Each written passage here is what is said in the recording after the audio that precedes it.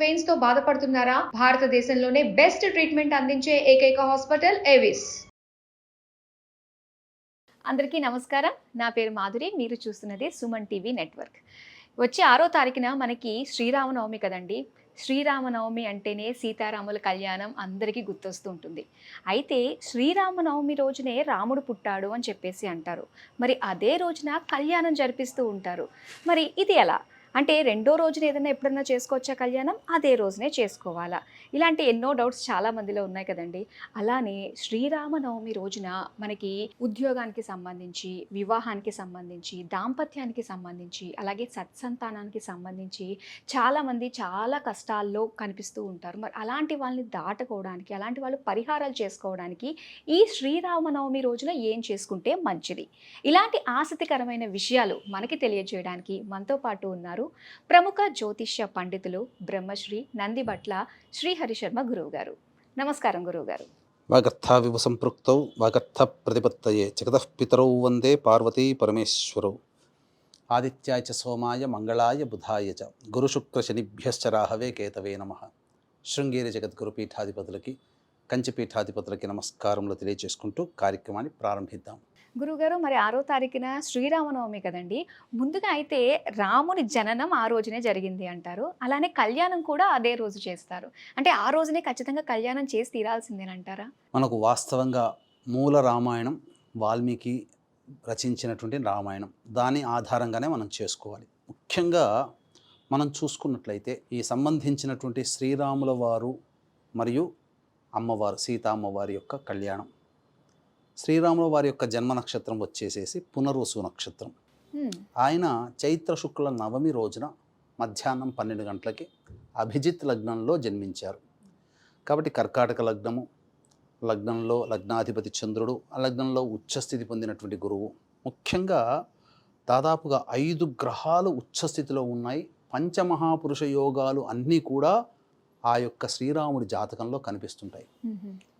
ఇక శని ఉచ్చస్థితి, కుజుడు ఉచ్చస్థితి, రవి ఉచ్చస్థితి, గురువు ఉచ్చస్థితి, చంద్రుడు స్వక్షేత్రం. ఇంతకన్నా కావాల్సింది ఏందమ్మా?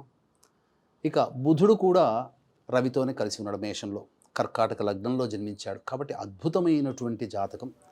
అటువంటి మళ్ళీ జాతకం ఉండాలి అని అంటే మళ్ళీ ఒక యుగాంతం వరకు మాత్రమే అట్లాంటి గ్రహాల స్థితిగతులు ఉన్నప్పుడు జరుగుతుంది. అంతటి మహనీయుడు సాక్షాత్తు విష్ణువంశ సంభూతుడు. ఆయనకి దేవేరిగా జన్మించినటువంటి సీత అమ్మవారు ఇద్దరు కూడా అయోనిజులని చెప్పవచ్చు. ఎందుకనంటే యజ్ఞప్రసాదము ద్వారా జన్మించినటువంటి మహానుభావుడు శ్రీరాముడు. భూమి లోపల అయోనిజగా జన్మించినటువంటి అమ్మవారు సీత.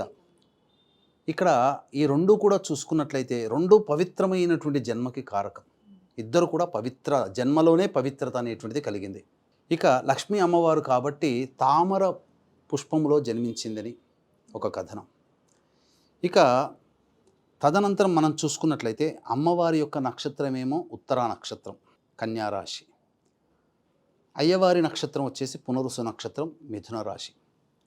వీరిద్దరికీ కళ్యాణం జరిగింది మాత్రం ఫాల్గుణ మాసము పౌర్ణమి తిథి రోజున, చైత్ర శుక్ల నవమి రోజున కాదు.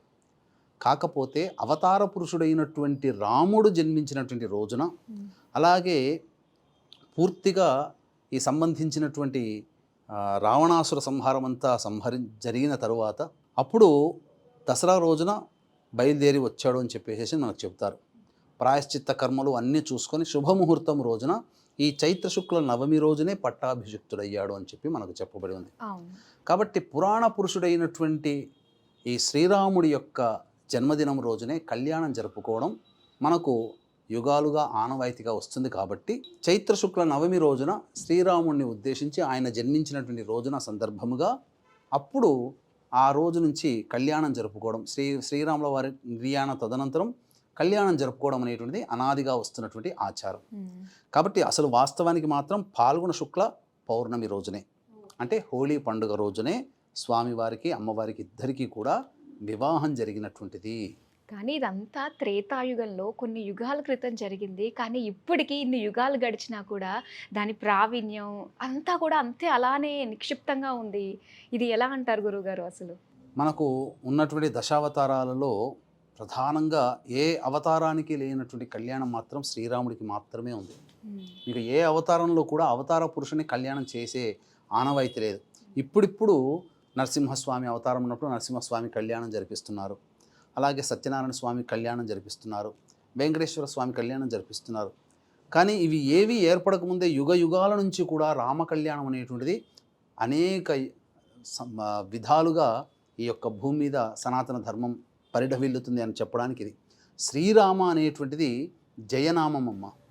ఎందుకంటే దీనికి ఇక్కడ శ్రీరామ అంటే సాక్షాత్తు యుగపురుషుడైనటువంటి శ్రీరాముడికే కాకుండా ఒక శివపురాణం కథనం ప్రకారము పార్వతీ అమ్మవారు పరమేశ్వరుని అడిగిందట, అన్నీ విద్యలకి అధిపతివి కదా, మరి ఈ విద్యలన్నీ కూడా నీ దగ్గర ఎందుకయ్యా, అన్నీ పంచిపెట్టవచ్చు కదా, ప్రపంచానికి ఇచ్చేస్తే జ్ఞానం పెరుగుతుంది కదా అని అంటే అమ్మవారి మాట ప్రకారం అన్నీ వదిలేస్తాడట పరమేశ్వరుడు. కానీ ఒక్క నామాన్ని మాత్రం ఆయన దగ్గర పెట్టుకుంటాడు. ఏంటా నామము అంటే శ్రీరామ. ఆ నామాన్ని తన దగ్గర పెట్టుకొని ఎవరైతే కాశీక్షేత్రంలో మరణం పొందుతారో వాళ్ళు ఆ సమయంలో ఈ తారక మంత్రాన్ని ఉపదేశిస్తాడు. తారక మంత్రం ఉపదేశించడం అంటే ఏమీ లేదు, శ్రీరామ అని చెబుతాడంతే. ఆ శ్రీరామ అనే శబ్దం వల్లనే విన్న జీవుడు మరణించే సమయంలో ఆ శ్రీరామ అనే పదం వింటే చాలు మోక్షాన్ని పొందుతాడు. కాబట్టి ఎవరైనా చనిపోతున్నా శ్రీరామ శ్రీరామ అనుకుంటూ తీసుకుని వెళ్తుంటుంటారు. అంత్యదశలో ఉన్న వాళ్ళకి శ్రీరామనామ జపం చేస్తారు. దాదాపుగా 99 కోట్ల పర్యంతం శ్రీరామనామ జపాన్ని చేసినటువంటి త్యాగయ్య ఆ ఫలితముగా శ్రీరాముల వారి దర్శనం పొందాడు. మొత్తము లక్ష్మణ అమ్మవారు సమేతముగా శ్రీరాముడు దర్శనం ఇచ్చాడు. 99 కోట్ల జపం చేశాడు త్యాగయ్య. అంతటి ఫలితం. రామదాసు నిరంతరం శ్రీరామ భక్తుడు, ఆయన కూడా స్వామివారి యొక్క అనుగ్రహాన్ని పొందినటువంటి వాడే. కాబట్టి రామనామ జపముతో ఉన్నటువంటి మొత్తం పూర్తిగా కర్మదోషం తొలగిపోతుంది. మీకు ఇంకొక విషయం చెబుతానమ్మా. ఈ రామ్ అనేటువంటిది అగ్నిబీజం. అగ్నిబీజము అని అంటే దాన్ని మనం ఎలా అర్థం చేసుకోవాలి? 2 రకాలుగా. కర్మదోషాన్ని తగిలించి, కర్మదోషాన్ని తగిలించే కాదు, కర్మదోషాన్ని తొలగించే బీజం బీజాక్షరం ఏదై ఉందనంటే అది రామ్ అనే బీజాక్షరం. కాబట్టి ఇప్పుడు చాలామంది తెలియక ఏదో పిచ్చి పిచ్చి పేర్లు పెట్టుకొని ఆ పిచ్చి పేర్లున్న వాళ్ళ పక్కన రామ్ అనే బీజాక్షరాన్ని చెప్పి వాళ్ళు దేవుళ్ళుగా గురువులుగా కొలుస్తున్నారు. ఆ రామ్ అనే శబ్దము ఇప్పుడు ఎవరైతే ఆ బాబాల నామాలు స్మరిస్తున్నారో ఆ నామం పక్కన రామ్ అనేది తీసేసి ఉత్త బాబా నామం చదవమని చెప్పండి, ఎవ్వరికీ ఒక్క పని కాదు. వాళ్ళకి తెలియకుండానే వాళ్ళకి పనులు అవుతున్నాయంటే ఏదో బాబాల మహత్యం అని అనుకుంటున్నారు. బాబాల మహత్యం ఏమీ లేదు. ఆ బాబాల పేర్ల పక్కన రామ్ అని ఒక అద్భుతమైనటువంటి బీజాక్షరాన్ని తగిలించారు. అంటే పేరు బలం కూడా చాలా ఉంటుంది. రామ్ అనేటువంటిది కర్మదోషాన్ని తొలగిస్తుంది. ఇప్పుడు హిరణ్యాక్షుడు, హిరణ్యకశిపుడు, శిశుపాలుడు, దంతవక్త్రుడు వీళ్ళందరూ కూడా తెలిసి తెలియక విష్ణువుని ద్వేషిస్తూ విష్ణువుని నామాన్నే సదా స్మరిస్తూ ఉన్నారు. అందువల్ల వాళ్ళకి తొందరగా మోక్షం కలిగింది. అట్లాగే ఈ బాబాల పేర్ల పక్కన రామ్ అనేటువంటిది పెట్టుకొని పిలుచుకోవడం వల్ల అదేదో బాబాల మహత్యం అనుకొని ఫీల్ అవుతున్నారు, కానీ బాబాల మహత్యం కాదు, అది రాముడి మహత్యం, రామనామానికి ఉన్నటువంటి మహత్యము. కాబట్టి ఇంతటి మహత్తరమైనటువంటి రామనామము కర్మదోషాలను తొలగిస్తుంది. అంతేకాకుండా రామ్ అనేటువంటిది అగ్నిబీజము. హిమాలయాల్లో తపస్సు చేసుకునే సాధువులు -20 డిగ్రీస్లో కూడా ఎలా ఉండగలుగుతున్నారు అని అంటే వాళ్ళు నిరంతరం రామనామ జపాన్ని సిద్ధింపచేసుకున్నారు. నామజపాన్ని జపిస్తూ ఆ నామజపం యొక్క సిద్ధత్వాన్ని వాళ్ళు పొందారు. కాబట్టి ఒంటి మీద నూలు పోగు లేకుండానైనా కానీ ఉండగలుగుతున్నారు. దీనికి ఉదాహరణ మనం కూడా చేసి చూడవచ్చు. చలికాలంలో చల్లటి ప్రదేశంలో మీరు ఒక అరగంట సేపు రామ్ రామ్ రామ్ రామ్ శ్రీరామ్ శ్రీరామ్ శ్రీరామ్ అంటూ ఉండండి. మీలో ఒక వేడి వచ్చేసేస్తుంది. అంత చలిలో కూడా మీకు చెమటలు పట్టేంత వేడి మీ శరీరం నుంచి వచ్చేస్తుంది. చలినైనా ఎదుర్కోగలుగుతారు. అంతటి శక్తి ఆ రామ్ అంటే అగ్నిబీజం. అగ్ని ప్రజ్వరిల్లుతుంది, దహించి వేస్తుంది, కర్మదోషాన్ని దహించి వేస్తుంది. ఇక అన్నిటికంటే ప్రధానముగా ఈ శ్రీరాముడు మనకు యుగ పురుషుడు అని, అంతేకాకుండా సకల గుణాభిరాముడు మనకు చెప్పదలుచుకున్నట్లయితే అనేక విధాలుగా ఆ శ్రీరాముడు ఆచరించి చూపించాడు. ఆయన బాటలో మనం నడవాలి. ఏకపత్ని వ్రతం అది చాలా ఆ వ్రతం అనేటువంటి ఏకపత్ని వ్రతం అనేటువంటిది చాలా అసంభవం కొన్ని యుగాలలో. కానీ అప్పుడు కూడా ఎన్నో అవకాశాలు ఉన్నప్పటికీ కూడా రాజుగా ఉన్నప్పటికీ కూడా సామాన్య పురుషుడుగా జీవించాడు అని చెప్పవచ్చమ్మా. అలాగే గురువుగారు ఇప్పుడు ఉద్యోగ సమస్యలు, అలాగే వాళ్ళకి సంతానం గురించి, ఆరోగ్యం గురించి చాలా రకాల సమస్యలు ఉంటూ ఉంటాయి కదండీ! మరి అలాంటి వాళ్ళు ఈ శ్రీరామనవమి రోజున ఏదైనా పరిహారాలు లాంటివి చేసుకున్నట్లయితే వాళ్ళకి మొత్తం అన్నీ తొలగిపోతాయంటారా? తప్పకుండానమ్మా. శ్రీరాముడి యొక్క జీవిత చరిత్రని మనం వాల్మీకి పరంగా చూసుకున్న, వాల్మీకి రామాయణాన్ని చూసుకున్న, సుందరకాండము అయినా కానీ అనేక పారాయణాలు మనకు దృశ్యమాత్రమేనమ్మా. అన్ని చేసినటువంటి వాళ్ళు ఫలితాలు పొందినటువంటి వాళ్ళు ఉన్నారు. ముఖ్యంగా వివాహం కావలసినటువంటి వాళ్ళు, అలాగే ఉద్యోగము పదవి రావలసినటువంటి వాళ్ళు, దంపతులు విడిపోయి చక్కటి మళ్ళీ తిరిగి భర్త లేదా భార్య కలిసిపోవాలనుకునేటువంటి, అనగా అన్యోన్య దాంపత్యాన్ని కోరుకునేటువంటి వాళ్ళు, అలాగే కీర్తి ప్రతిష్టలు కోరుకునేటువంటి వాళ్ళు, చక్కటి సత్సంతానాన్ని కోరుకునేటువంటి వాళ్ళు, వీళ్ళందరూ కూడా ఆ యొక్క శ్రీరాముడిని అనేక విధాలుగా మనం కనుక అర్చించిన, పూజించిన, పారాయణం చేసిన తప్పకుండా ఈ సమస్యలన్నీ తొలగిపోతాయమ్మా.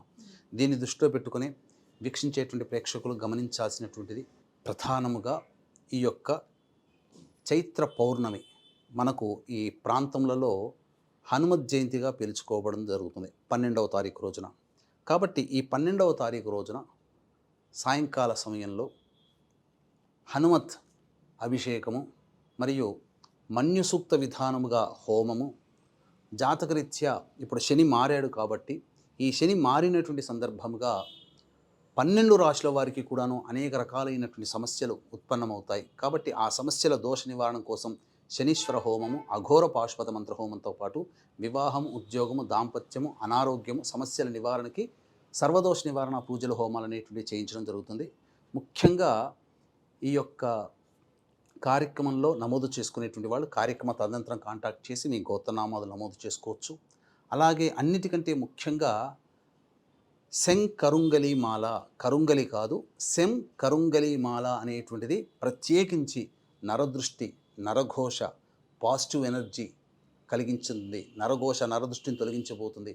అలాగే ముఖ్యంగా ఈ సెం కరుంగలి మాలని ఎవరైతే ధరిస్తారో వాహనాన్ని నడిపేటప్పుడు వచ్చే ప్రమాదాల నుంచి మిమ్మల్ని కాపాడుతుంది. ఆకస్మికమైనటువంటి ప్రమాదాలను బారిన పడకుండా ఈ సెం కరుంగలి మాల, ఉత్త కరుంగలి కాదు, సెం కరుంగలి మాల అనేటువంటిది ఈ యొక్క హనుమత్ జయంతి రోజున పూజ చేసి, హోమము చేసి, ఆ హోమ ప్రసాదముగా ఈ యొక్క సెం కరుంగలి మాల మీకు అందివ్వడం జరుగుతుంది. అవకాశం ఉన్న వాళ్ళు ఇట్టి మహత్తరమైనటువంటి కార్యక్రమంలో మీరు గోత్రనామాదులు నమోదు చేసుకొని దైవానుగ్రహాన్ని పొందవచ్చు. అత్యద్భుతమైన, ఏదో ఉత్తగా కరుంగలిమాల కొనడం కాదు, కరుంగలిమాలతో విశేషమైనటువంటి కొన్ని మణిపూసలు, శంకరుంగలిమాలలు కలిపి రాగిలో చుట్టించి మీకు ఇవ్వడం జరుగుతుంది. కాబట్టి అవకాశం ఉంటే ఇట్టి మహత్తరమైనటువంటి కార్యక్రమంలో మీరు నమోదు చేసుకోవచ్చు. ఇక మనకు ప్రధానంగా చూసుకుంటేనమ్మా, ముఖ్యంగా వివాహ సమస్యలు ఉన్నటువంటి వాళ్ళు, మనకు రామాయణంలో సీతా కళ్యాణ ఘట్టం ఉంటుంది. ఆ సీతా కళ్యాణ ఘట్టాన్ని, సీతారాముల కళ్యాణ ఘట్టాన్ని 108 సార్లు పారాయణం చేసిన వాళ్ళకి అనతి కాలంలోనే వివాహం జరిగి తీరుతుంది. అదొకటి. తరువాత ఇక వివాహం అయిపోయింది కదా, దాంపత్య సమస్యలు. ఈ దాంపత్య సమస్యలు అనేటువంటివి ఉన్నటువంటి వాళ్ళు ఈ సంబంధించినటువంటి సీతా కళ్యాణ ఘట్టాన్ని, సీతా కళ్యాణ తదనంతరం వనవాసానికి వెళ్ళేంత వరకు ఉన్నటువంటి ఘట్టాన్ని 108 సార్లు పారాయణం చేయాలి. ఇక తరువాత సంతానపరమైనటువంటి సమస్యలు, లవకుశులు సంబంధించినటువంటి ఉద్భవం ఈ యొక్క రామాయణంలో ఉంటుంది, ఉత్తర రామాయణంలో ఉంటుంది. ఆ లవకుశులు సంబంధించినటువంటి చరిత్రని, ఆ ఘట్టాన్ని 108 సార్లు పారాయణం చేయాలి. ఇక ప్రధానముగా ఉద్యోగ సమస్యలతో బాధపడేటువంటి వాళ్ళు శ్రీరామ పట్టాభిషేకం అని ఉంటుంది. ఆ శ్రీరామ పట్టాభిషేకాన్ని 108 సార్లు పారాయణం చేయాలి. ఉద్యోగం వెతుక్కునే వాళ్ళు కానీ, ఉద్యోగ మార్పుని కోరుకునే వాళ్ళు కానీ, అలాగే మనకు అనేక రకాలైనటువంటి సమస్యలు అనేటువంటివి ఉంటాయి. ఆ సమస్యల నుంచి బయటపడాలి అన్నప్పుడు ఎందుకు సమస్యలు కలుగుతున్నాయో తెలియదు, జాతకరీత్యా పక్కకు పెట్టండి. అనేక రకాల సమస్యలు ప్రతి మానవుడికి ఉంటాయి, మీకు ఉంటాయి, నాకు ఉంటాయి. కాబట్టి అటువంటి సమస్యల నుంచి బయటపడడం కోసం ఈ సంబంధించినటువంటి జాతకమంతా బాగుంటుంది, కానీ ఎందుకు సమస్యలు వస్తాయో తెలియదు. జటిలమైన సమస్యలు, జటిలమైన కోరికలు నెరవేరాలి అని అన్నప్పుడు సుందరకాండ పారాయణం 108 సార్లు పారాయణం చేయండి. తప్పకుండా అది జరిగి తీరుతుంది. ఇవన్నీ కూడా నిజమైనటువంటి అనుభవాలే. సుందరకాండ పారాయణ ఇప్పటికీ చేయించుకుంటారు. కష్టాలు వచ్చినప్పుడు, చికాకులు, ఇంట్లో సమస్యలు చికాకులు పెరుగుతున్నప్పుడు ఒక్కసారి సుందరకాండ పారాయణం చేయండి పంతులు గారు అని చెప్పి చేయించుకుంటారు. ఇప్పటికీ కూడా దానికి చేసేవాళ్ళు స్పెషల్గా ఉంటారు. ఆషామాషిగా ఎవరు పడితే వాళ్ళు చేసేది కాదు. కాబట్టి అన్ని రకాల విద్య, వివాహ, ఇప్పుడు విద్యకు సంబంధించినటువంటి శ్రీరాముడు విద్యను అభ్యసించినటువంటిది, అలాగే తాటక సంహారము ద్వారా అంతకుముందు విశ్వామిత్రుడి ద్వారా పొందినటువంటి విద్యలు, ఇవన్నీ కూడా ఈ శ్రీరాముడు వనరక్షణ కోసం, యాగరక్షణ కోసం బయలుదేరినటువంటి దారభ్యత సీతా కళ్యాణం వరకు ఉన్నటువంటి ఘట్టాన్ని ఎవరైతే పారాయణం చేస్తారో విద్యలో ఉన్నటువంటి దోషాలన్నీ తొలగిపోతాయి. సీతా కళ్యాణం, వివాహము, దాంపత్య సమస్యలు తొలగిపోతాయి. లవకుశుల సంబంధించినటువంటి జన్మ చరితాన్ని పారాయణం చేస్తే సంతాన సమస్యలు పోతాయి. ఉద్యోగ సమస్యలు, పదవీ సమస్యలు, వ్యాపార సమస్యలు తీరాలంటే రామపట్టాభిషేకాన్ని పారాయణం చేస్తే సరిపోతుంది.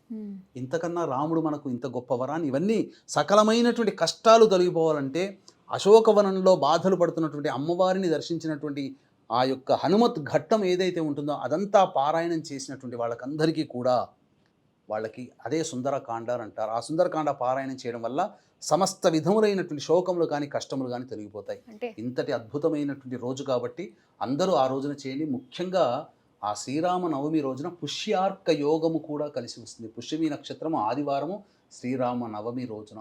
కాబట్టి ఎవరైతే ఆ ఒక్క రోజున ఒక్కసారి, మనం మామూలు సందర్భంలో 100 సార్లు శ్రీరామ అంటే ఎంత ఫలితమో, ఆ పుష్యార్క యోగము కలిసినటువంటి రోజున శ్రీరామ అనడం వల్ల అంత ఒక్కసారి అంటే ఫలితం. కాబట్టి ఆ రోజంతా శ్రీరామ శ్రీరామ శ్రీరామ అనే నామజపాన్ని వీక్షించేటువంటి ప్రేక్షకులు అందరూ కూడా ధ్యానం చేయండి, జపం చేయండి, తరించండి.